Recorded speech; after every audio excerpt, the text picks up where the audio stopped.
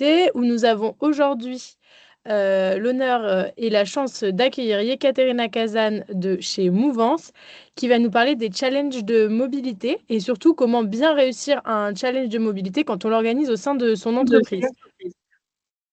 Donc, moi, je suis Juliette, je m'occupe de l'Alliance des mobilités. Si vous ne connaissez pas, c'est le 19e métier de Mobiliance. Donc, Mobiliance, qui est le syndicat patronal des services de l'automobile et de la mobilité. Et donc, dans ce 19e métier, l'Alliance des mobilités, on a un positionnement un petit peu spécial, puisqu'on va regrouper toutes les entreprises qui innovent, qui proposent des nouvelles solutions en termes de mobilité et qui accompagnent aussi l'évolution et le futur de nos déplacements dans une optique de décarbonation. À ce titre, on travaille notamment avec des entreprises qui proposent des solutions de mobilité auprès des entreprises, comme le fait aujourd'hui Mouvance, puisque Mouvance propose des solutions innovantes qui rendent la réduction de l'empreinte écologique mesurable, ludique, accessible, valorisante, mais aussi engageante, pardon, en incitant le plus grand nombre, donc que ce soit, et notamment pardon, auprès des entreprises, à adapter un mode de vie et des habitudes quotidiennes responsables. Donc voilà, merci encore de vous être connectés. Je resterai jusqu'à la fin si vous avez des questions et je laisse la scène à Yekaterina. Oui, bonjour tout le monde. Merci Juliette pour cette présentation. Donc aujourd'hui, on va parler d'organisation et de challenge de mobilité. Tout d'abord, je pense qu'il est bien de poser le contexte et brièvement reparler de la mobilité des collaborateurs dans son ensemble. C'est un sujet qui devient une priorité, je pense, pour tout le monde maintenant. Puis ensuite, on va rentrer dans le vif du sujet, le challenge de mobilité, pourquoi organiser, comment faire. On verra un exemple concret et puis on répondra à vos questions à la fin. Voilà, Juliette, si tu vois les questions posées, n'hésite pas à m'interrompre, je répondrai aussi. Ok, donc on commence par la mobilité des collaborateurs. Donc on est tous d'accord maintenant, c'est une priorité. Mais d'abord, voyons comment les collaborateurs se déplacent pour venir au travail. Donc, en France, donc, on a les effectifs qui effectuent en moyenne 7,3 trajets par semaine entre leur domicile et leur lieu de travail habituel. Donc, on n'est pas à 10 sur 10 parce qu'on a maintenant des pratiques de télétravail et puis aussi des pratiques de temps partiel qui font que ce nombre est à 7,3. Donc, ça correspond quand même à énormément de trajets dans l'année si on voit sur l'ensemble des actifs. Et pour la majorité, c'est plutôt la voiture qui est utilisée, qui est un mode de transport principal. Il y a des disparités, bien sûr, enfin, d'un lieu à l'autre. Donc, dans les communautés rurales, on est bien plus dépendant de la voiture que, par exemple, dans les communes densément peuplées, tout simplement parce que l'offre de transport en commun est souvent plus étoffée dans ces zones-là et qui est un peu plus compliqué à mettre en place dans les communes rurales.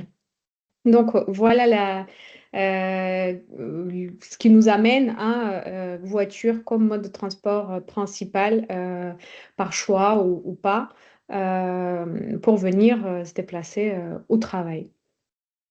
Donc, tout au long d'ailleurs, je précise juste, tout au long de la présentation, quand j'utilise les chiffres, il y a toujours des sources. Donc, vous pouvez aller souvent bien plus loin si le sujet vous intéresse pour l'investiguer de votre côté. Donc, la mobilité de collaborateurs sur le plan économique a un impact assez important parce que aujourd'hui, c'est le troisième poste de dépenses des ménages. Avant, c'était le deuxième. Maintenant, donc le premier, c'est le logement. Deuxième, c'est donc alimentation. Et troisième, c'est le budget lié au déplacement.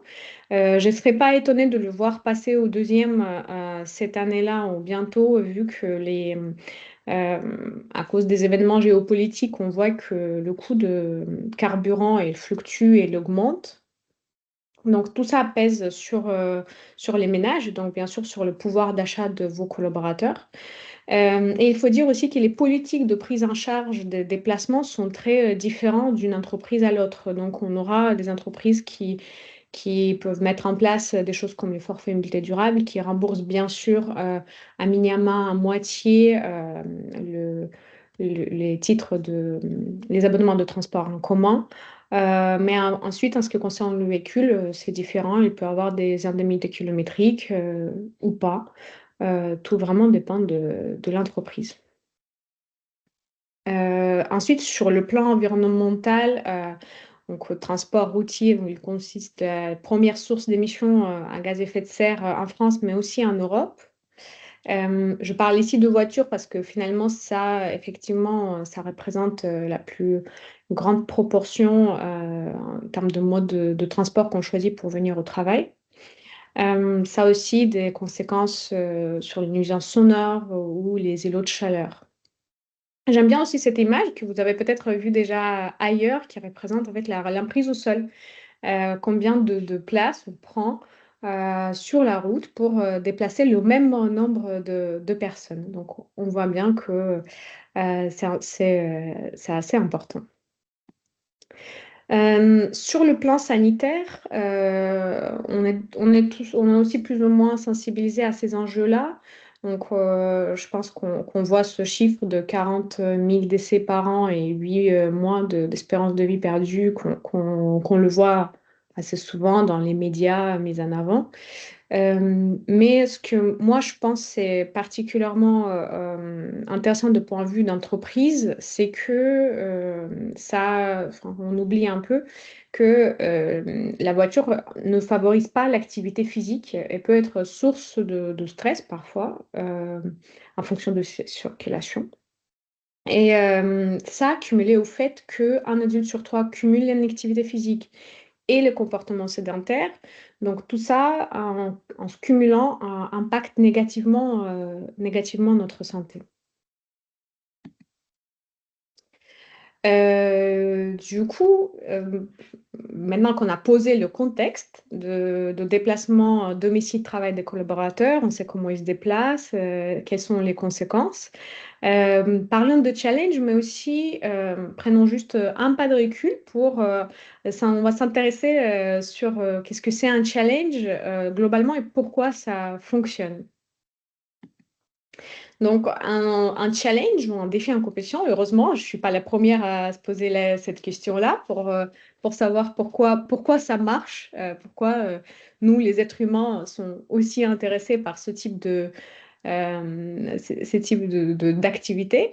Il y a des études qui ont été faites, y compris des études dans le milieu professionnel. Donc, pareil, je vous invite à aller voir les sources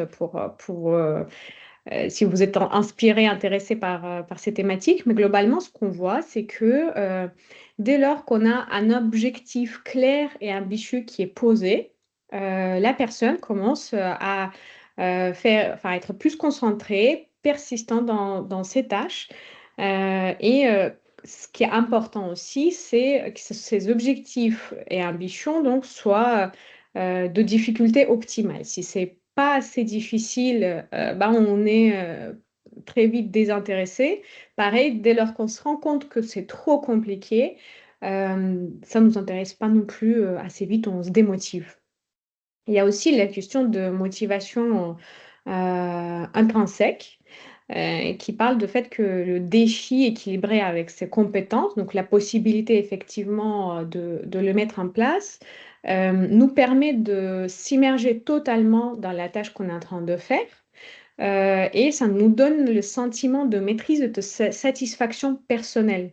Donc, ce qui fait qu'on est davantage motivé de participer à des challenges, compétitions et défis. Il y a un effet social qui est non négligeable et important ici aussi, est compétitif. Donc, la compétition amicale stimule l'effort et l'engagement. Donc, dans le cadre d'entreprise, c'est évidemment que cette compétition, elle est plutôt amicale avec l'ambiance bon enfant, etc. Donc, il y a un sujet de valorisation sociale, de reconnaissance, statut, appartenance qui se joue aussi à ces moments-là. J'appartiens à telle équipe, j'appartiens à cette entreprise, on est en train de faire ensemble un effort donc pour le bien commun et le but commun. Ça favorise les initiatives et les innovations. Donc, quel que soit challenge, défi, compétition, globalement, pour que ça soit réussi, il faut que l'objectif soit clair et mesurable, que ça soit suffisamment ambitieux mais atteignable, et aussi que le système soit organisé de manière que le participant il reçoit le feedback régulier et il a un soutien organisationnel voilà, qui permet d'aller de l'avant. Maintenant qu'on va parler de challenge mobilité, plus précisément. Donc, le challenge de mobilité pour l'entreprise, c'est tout d'abord un levier d'engagement collectif.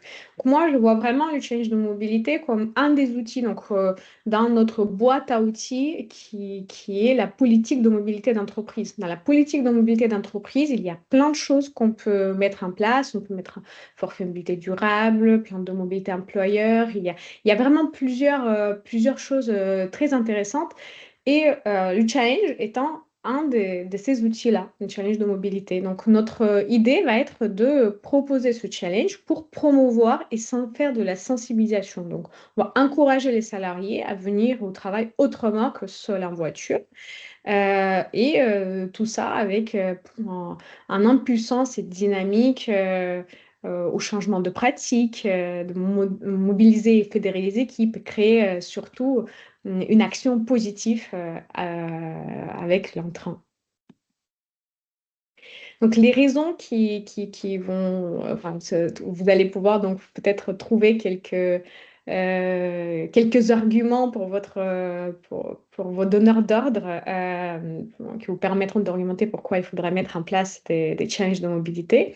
Donc, moi, je divise vraiment les bénéfices à court terme et à long terme, qui ne sont pas exactement les mêmes. Donc, à court terme, ce qu'on veut, c'est d'initier, de donner une opportunité de découvrir, essayer des modes de transport alternatifs, voir pour le collaborateur comment il pourrait se déplacer. Donc, on sait aujourd'hui, enfin, avec notre expérience, que chacun d'entre nous a une tolérance plus ou moins importante, par exemple, sur notre confort et les durées de trajet. S'il dépasse de 10, 15, 20 minutes de trajet habituel, on n'est pas forcément prêt à tester. Mais parfois, on a des préjugés. Donc, on pense que ça va être long, que ça va pas nous plaire, que voilà, il peut avoir plein de préjugés. Et le fait de tester, de commencer à faire un challenge, donc de changer un petit peu, ça peut me permettre de dire, ah bah en fait, un trottinette, je viens peut-être tout aussi rapidement, ou c'est peut-être plus long, mais finalement, le chemin il est très sympa. Je serais prêt à ensuite, pourquoi pas, de continuer de changer un petit peu mes habitudes de déplacement de mes sites de travail. On est aussi sur l'engagement. Donc, ça fédère les collaborateurs autour d'un objectif commun et positif. Donc, ce point-là, il est un peu aussi en accord avec ce qu'on vient de dire tout à l'heure sur globalement les challenges et les défis, pourquoi ça nous motive. Donc, voilà, on va fédérer les collaborateurs autour d'un objectif commun. Ça va créer des échanges informels.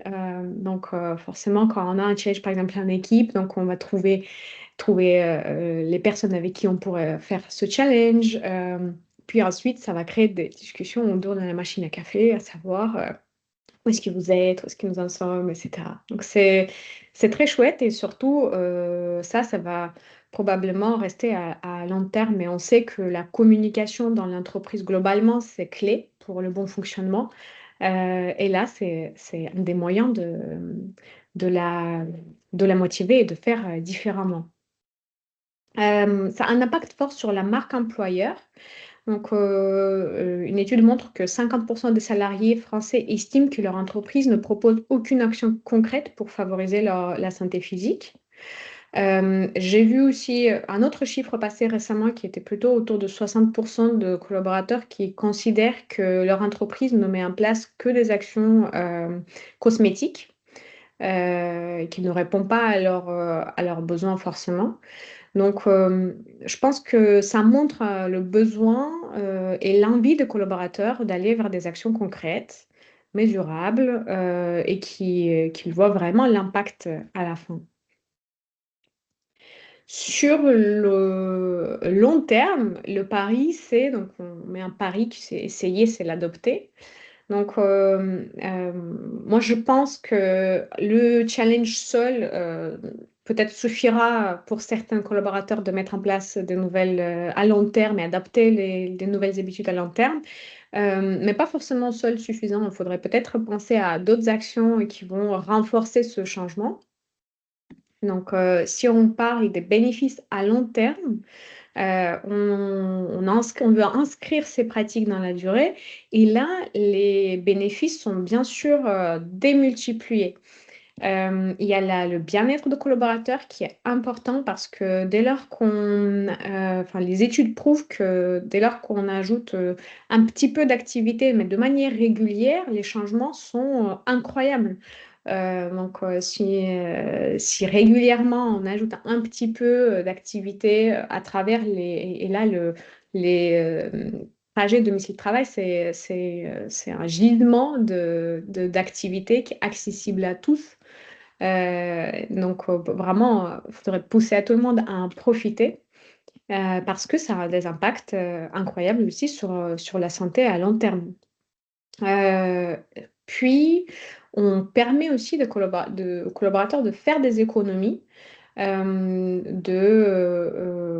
augmenter donc leur pouvoir d'achat. Par exemple, on sait que le covoiturage, les transports en commun, ils peuvent diviser par deux le coût des trajets domicile-travail. Mais le vélo ou la marche ou la trottinette supprime presque totalement les dépenses. Bien sûr qu'il faut financer l'achat du vélo ou de la trottinette ou l'achat des baskets si on veut venir au travail à pied. Mais une fois que ce financement initial et l'investissement initial il est fait, bah, en fait, ensuite on voit des économies, d'autant plus qu'il y a des différents mécanismes parfois qui permettent, comme le forfait mobilité durable, de financer l'achat des vélos ou même des aides locales. Puis ensuite, le challenge de mobilité, enfin le challenge, l'adaptation plutôt des pratiques dans la durée permettent pour vous de réduire euh, vos émissions liées au déplacement domicile-travail, donc qui s'inscrit dans le scope 3 de votre bilan carbone. Donc évidemment que d'une entreprise à l'autre, bah, les proportions ne sont pas les mêmes. Pour certains, les déplacements domicile-travail vont peser très lourd, pour d'autres pas tellement, parce que ça va être des productions plus polluantes, par exemple. Mais toutefois, il s'agit d'un poste d'émission sur lequel on peut agir assez rapidement et diminuer assez rapidement les émissions. Donc, je pense que c'est intéressant de s'attaquer à ce sujet rapidement, parce qu'on verra très rapidement les résultats. La mobilité globalement, donc elle est mesurable. Donc c'est ça ce qui est important aussi. Moi, je crois fort, je me vois aussi, on croit fort que il faut mesurer pour pouvoir ensuite dire si ça marche pas, si on a réussi ou pas de réduire l'empreinte carbone. Bah, l'avantage de la mobilité, c'est que c'est tout à fait possible et être tout à fait très précis sur le sujet.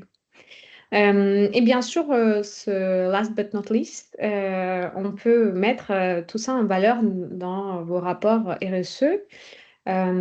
Pour vous, donc je trouvais deux exemples. Donc, je cherchais quelques rapports RSE disponibles publiquement que vous pouvez trouver vous-même sur Internet. Si vous cherchez, vous en trouverez certainement d'autres où les entreprises mettent en évidence en fait le change mobilité, qu'est-ce que ça leur a apporté. Donc là, c'est sur Infotrafic qui ont participé de Change Mobilité de Sergi Pontoise, mais ici SNCF Voyageurs qui ont organisé pour leurs collaborateurs voilà, un challenge et ils ont décrit aussi des résultats.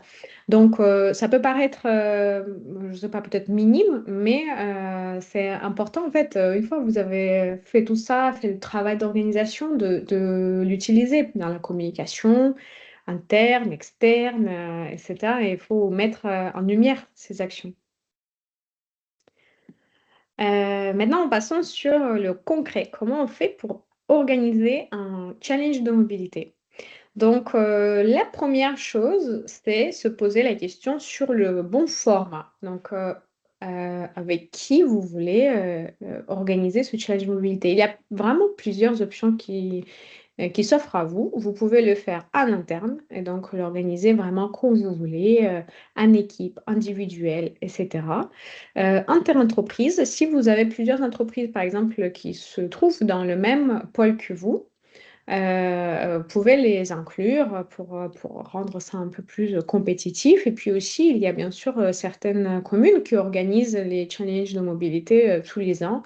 Ici, c'est un exemple de challenge d'Auvergne-Rhône-Alpes, mais il y en a d'autres.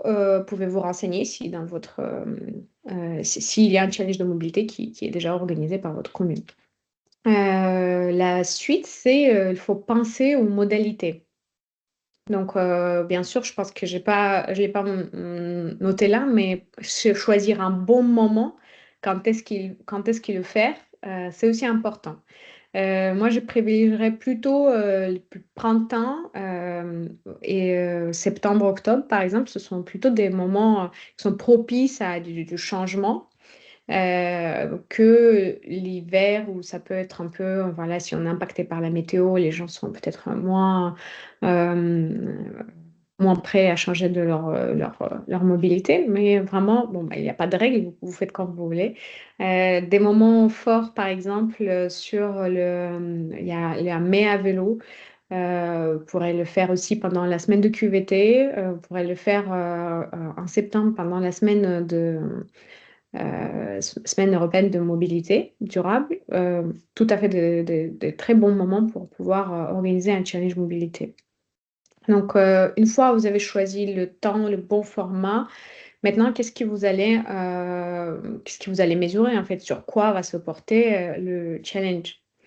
Donc, vous devez choisir les modes de transport éligibles. Donc, ça dépend aussi, je pense, de là où vous êtes. Vous pouvez vous dire, en fonction de la géographie d'emplacement, vous savez que, admettons, venir à pied, bon, bah, c'est pas sécurisé, donc vous allez peut-être pas mettre en avant la marche, mais le covoiturage, le vélo ou autre mode de transport. Puis ensuite, qu'est-ce que vous allez compter? Est-ce que c'est les distances? Est-ce que c'est le nombre de pas, le nombre de trajets? Donc, il y a plusieurs choses qui s'offrent à vous. Il faut définir bien sûr la durée et les récompenses. Les récompenses, même symboliques, sont très importantes. C'est quelque chose qui nous motive tous. Voilà, il faudrait vraiment définir un minimum la première, deuxième, troisième place ou la première place. Qu'est-ce qu'il gagne? Que ça soit même ça peut être des goodies. Hein, c'est pas si important que ça, mais il faut penser à ce sujet-là. Après, si vous avez un très gros budget, faites quand même attention à l'URSSAF parce que vous ne pouvez pas offrir non plus n'importe quelle valeur, parce que dès lors que le cadeau il est important, il peut être considéré comme un avantage en nature. Voilà, donc surtout l'année dernière, c'était 196 euros par an et par collaborateur que l'entreprise pourrait offrir et que était toléré. Voilà. Donc si vous avez un bon budget, voilà, pensez à rester à peu près dans ces zones-là. Donc là, vous avez décidé de comment, avec qui, qu'est-ce qu'on compte, les objectifs, etc. Maintenant, il faut se fixer des objectifs à soi. Donc, pourquoi on le fait? Qu'est-ce qu'on veut obtenir comme résultat après ce challenge? Qu'est-ce qu'on va suivre? Donc, ça peut être les réductions de CO2, le taux de participation, est-ce qu'on veut augmenter la visibilité, renforcer notre marque employeur?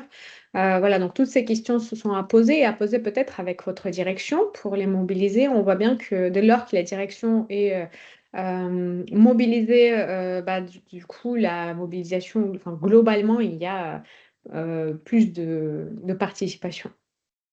La communication est clé, donc même si vous avez tout bien organisé, mais que vous avez oublié la communication, bah, personne ne saura. Donc, et je pense qu'il n'est pas utile de commencer à communiquer très en amont. Vous pouvez commencer à communiquer voilà, 2 semaines en avance, c'est bien, pour mettre en place un teasing, pour permettre aux gens de s'organiser pour la semaine de mobilité, pour la semaine de challenge. Et puis, penser à faire des rappels régulièrement. Vraiment s'appuyer, je vous conseillerais de s'appuyer sur ce qui existe déjà dans votre structure. Donc, si vous avez déjà l'habitude par exemple, de passer les informations par les managers. Moi, j'ai en tête un projet sur lequel je travaillais où les collaborateurs avaient l'habitude de recevoir l'information tous les lundis par leur manager. Et donc, ils faisaient des petits ateliers tous les lundis, passaient toutes les informations, y compris du coup ce type de choses. Donc, vraiment appuyez-vous sur ce qui existe et ce qui marche chez vous. Peut-être pas besoin de réinventer la rue, sauf que si vous constatez que la communication existante n'est pas très efficace.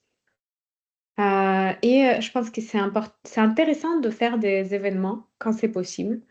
Peut-être parfois quand ça s'inscrit par exemple dans la semaine de QVT ou Mais à vélo ou bien la semaine de mobilité durable en septembre, vous pouvez introduire aussi un peu d'autres activités à part ce challenge organiser des ateliers ou autre chose, mais les événements ça fédère aussi. Donc si à la fin on sait qu'il y a un petit événement de remise de prix, voilà, on applaudit les gagnants.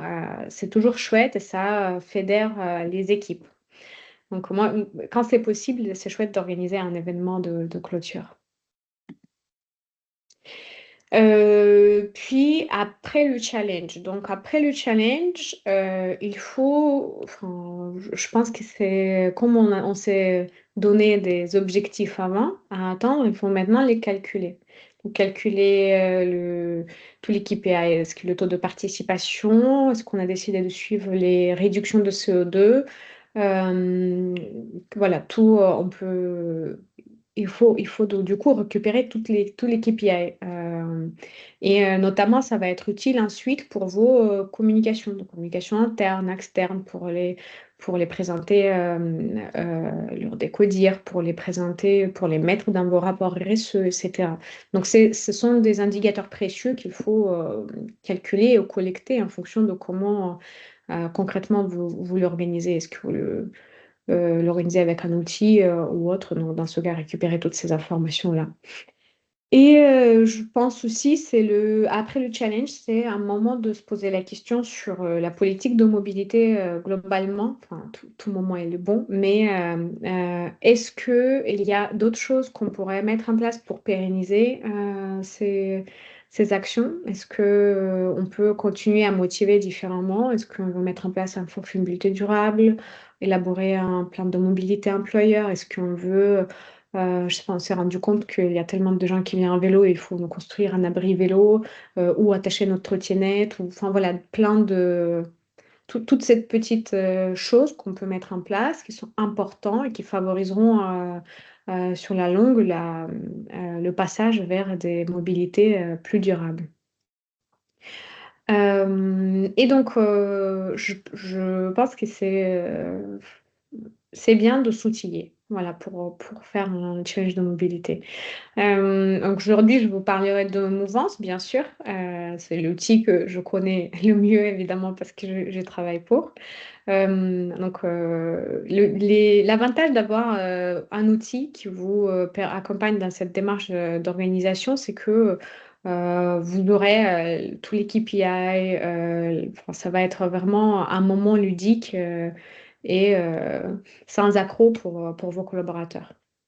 Donc, faut penser donc à s'outiller. Et pourquoi pas, vous pouvez mettre en place d'autres choses en parallèle, comme les ateliers vélo, sécurité routière, fresques de mobilité, par exemple. C'est aussi un chouette atelier pour sensibiliser tout le monde sur les questions de mobilité. Donc, chez Mouvance, on englobe plein de choses. Tout d'abord, on mesure l'impact donc de l'empreinte carbone, de la santé, de déplacement des collaborateurs. Et l'application, en fait, permet de mettre la politique de mobilité en place, quelle que soit. Ça peut être le forfait mobilité durable, la facilitation de covoiturage, l'éco-conduite. Il y a des entreprises qui lient leur intéressement et participation, le critère, à leur euh, mobilité, donc mobilité douce. Donc, il y a tout plein de différents projets qu'on pourra mettre en place dans l'application Mouvance, qui est dotée des outils d'engagement intéressants comme les gamifications, donc les challenges de mobilité, les récompenses, les badges, etc. Et notre dernier volet qui est très chouette aussi, qui fait un coaching personnalisé, donc qui accompagne chacun dans l'atteinte de leur objectif personnel, en termes de mobilité, mais aussi de santé et de bien-être. Donc, chez Mouvance, dans l'application, on peut choisir est-ce qu'on veut faire un challenge individuel ou en équipe. Donc, quand il s'agit des challenges en équipe, je conseillerais toujours de rester assez prudent sur le nombre de personnes pour que ce soit facile à trouver. C'est toujours plus facile de trouver 4-5 personnes avec qui participer, créer une équipe pour faire un challenge plutôt que d'en trouver 10 ou 15, vous voyez. Donc, du coup, prioriser des équipes de taille moyenne ou faire individuel, pourquoi pas. Ça peut être aussi intéressant en fonction aussi de vos objectifs, bien sûr, de ce que vous définissez comme objectif. Et puis, on peut choisir à utiliser des modes de transport actifs comme le vélo ou la marche ou ce qu'on appelle green, donc c'est tout le mode de transport sauf autosoliste. Euh, des challenges peuvent être basés sur la distance parcourue ou un mode de transport éligible ou un nombre de pas si on veut faire un vraiment focus marche. Puis ensuite, l'application donc détecte automatiquement le trajet et détermine grâce à l'IA et le machine learning quel est le mode de transport qui est utilisé. Et chaque trajet donc réalisé à mode de transport éligible compte dans le challenge pour le collaborateur, pour lui ou pour son équipe. Et par la suite, donc pour euh, les administrateurs, vous avez le suivi des indicateurs clés comme les réductions des émissions de CO2, le taux de participation, les distances parcourues par mode de transport, les classements des équipes, etc. Il y a vraiment pas mal des indicateurs, tous très utiles pour vos reporting, pour les communications internes, externes, etc. Et donc, il y a aussi un espace dans l'application qui vous permet de communiquer directement avec les participants dans l'espace dédié où vous pouvez essayer de redynamiser, de leur poster des différents messages pour leur informer aussi de l'avancée, du challenge, etc. Et voilà, on passe à un exemple concret qui est assez récent. C'est pour ça que je l'ai choisi pour vous montrer. Donc, c'est un challenge de mobilité qui a été organisé chez WeCare. WeCare, c'est un grand groupe qui regroupe plein de services, surtout services à la personne, l'aide à domicile, etc. Et donc, eux, pour leur, on va dire, siège social, ils ont décidé de mettre en place un challenge de mobilité sur une semaine et en équipe de 5 personnes. Ils ont autorisé tous les modes de transport, sauf la voiture seule. Ce qui était intéressant aussi, c'est que l'équipe de communication et direction, ils étaient très impliqués, ce qui a beaucoup aidé ensuite pour impliquer les collaborateurs. L'objectif était de donner aux collaborateurs de parcourir 5 km en mobilité douce en une semaine et viser la première place pour remporter le prix principal. Le prix principal, c'était un déjeuner pour toute l'équipe dans le restaurant de leur choix. Donc, ça les a suffisamment, en tout cas, motivés d'aller essayer de se mesurer dans ce challenge de mobilité. Donc, ça a permis de créer une dynamique collective, renforcer la cohésion d'équipe. Et ensuite, il voulait aussi initier les collaborateurs en mobilité douce pour augmenter leur bien-être, réduire les émissions liées à leur déplacement. Et donc, en tant que résultat, ils ont réussi à engager 30 équipes participantes, donc dans chaque équipe de 5 personnes. Ils ont évité 3,4 tonnes de CO2, parcouru plus de 25 000 kilomètres green, soit presque, enfin, pas la moitié de tour du monde, voilà. Il y a une équipe gagnante qui profite de son déjeuner au restaurant, donc c'est chouette. Pour une petite anecdote aussi, il y avait des personnes qui étaient si déterminées et engagées qu'ils ont couru 5 km. Donc c'est vraiment un exploit sportif carrément sur une semaine pour contribuer au challenge leur équipe. Donc les grands sportifs se sont relevés pendant ce challenge. Donc voilà, ça permet aussi de mieux connaître ses collègues pour apprendre qu'il y a potentiellement des sportifs parmi vous. Donc voilà, maintenant, si vous avez des questions, je suis à votre disposition voilà, sur ce que j'ai raconté.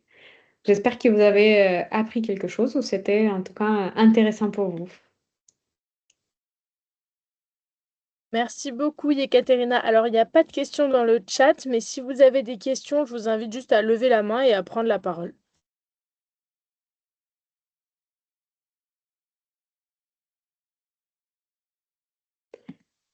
On va dire que c'était très clair. Moi, j'ai une question, Yekaterina. Quand tu dis c'est des équipes de 5 qui doivent faire. Et donc, c'est 100 km, c'est 100 km par personne ou par équipe de 5? Par équipe de 5. Ok, donc ça fait 25 km chacun. Non, pas du tout. Ok. Ça fait, je sais pas. Ok.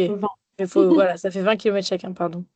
Oui, oui, c'est ça. Donc chacun, oui, en fait, après l'objectif, c'est vraiment il faut se poser la question sur est-ce que c'est à quel point c'est atteignable, mais à la fois est-ce que c'est un challenge. Donc on a un autre challenge qui est lancé sur une plus longue durée où les personnes doivent faire 1000 kilomètres.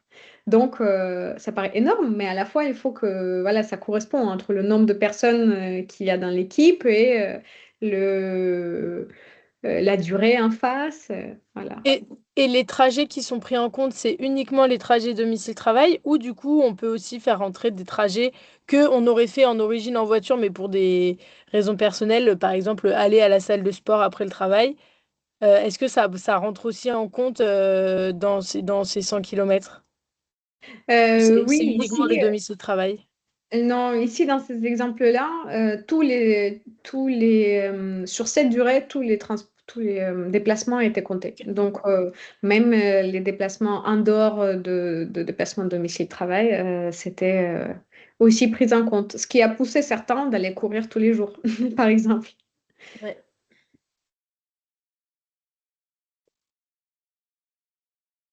Donc, bon, si personne n'a de questions, on va pouvoir se laisser, mais n'hésitez pas. De toute façon, il y aura un replay de cet